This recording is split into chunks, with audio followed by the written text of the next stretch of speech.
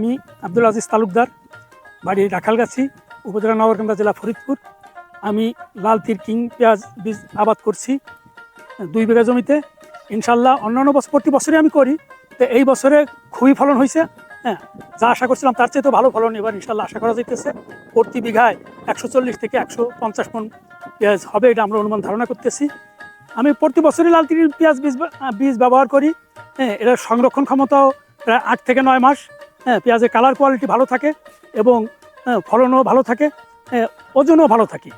অন্যান্য পেঁয়াজ যেমন গায়ে বিভিন্ন ধরনের দাগ পড়ে, ওজনে কমে যায়, পচন লাগে, এটা সহনশীল, পচন ক্ষমতাও মানে ঠেকানোর ক্ষমতাও বেশি এবং ওজনটাও বেশি থাকে। আমি মোহাম্মদ মিলন মাতুবার, গ্রাম তারাকান্দি, উপজেলা নগরকান্দা, জেলা ফরিদপুর। আমি বিগত দিনেও এই লাল তীর কিং পেঁয়াজটা চাষ করেছি। এবছরেও 2026 সালেও লাল তীর কিং পেঁয়াজটা চাষ করেছি। বিগত দিনে যত ফলন পাইছি তার চাইতে এবছরই সবচেয়ে সেরা বাম্পার ফলন হয়েছে এই লাল তীর কিং পেঁয়াজে।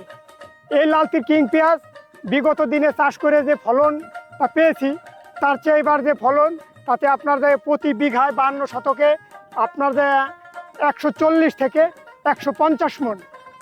তাতে আমাদের যে খরচ হয়, এতে আমাদের বিগত দিনে যে খরচ হয়েছে তার চেয়ে এবারও সমস্ত খরচ বেশি হলেও আমরা যে ফলন পাইছি তাতে আমরা লাভবান। এবছরে লাল তীর কিং পেঁয়াজটা খুব উন্নত ফলন, দেশে দিচ্ছে আল্লাহ, মাঠে খুব অনেক ফসল দিছে। এদেরকে বলবো ইনশাল্লাহ আগামীতেই লাল তীর কিং এর ফলন বেশি, আগামীতে বেশি বেশি করে চাষ করার জন্য। আমি এবছর লাল তীর কিং পেঁয়াজ চাষ করছি, খুব লাভবান আছি, খুব ফলমান বেশি, অনেক বেশি ফলমান।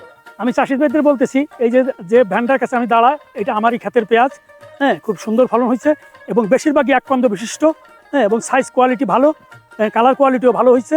আমি সবাইকে আহ্বান করব, এই বীজ ব্যবহার করলে আপনারা লাভবান হতে পারবেন।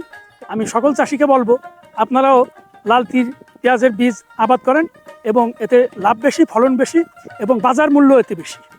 সুতরাং সবাই আমরা লাল তীর বীজ ব্যবহার করব, এই আমি আহ্বান করছি সকল চাষিকে।